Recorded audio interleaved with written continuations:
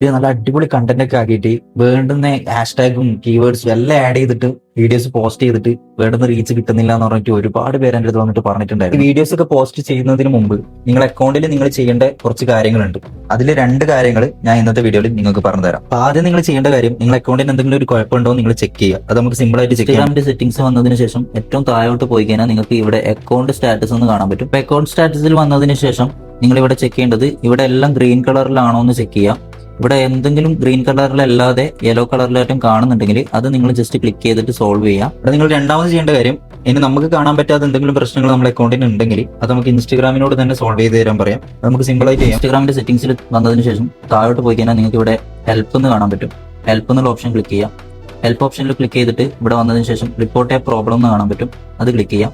അത് ക്ലിക്ക് ചെയ്തതിന് ശേഷം ഇവിടെ റിപ്പോർട്ട് പ്രോബ്ലം വിത്തൗട്ട് ഷെയ്ക്കിംഗ് എന്നുണ്ടാവും. അത് ക്ലിക്ക് ചെയ്യാം.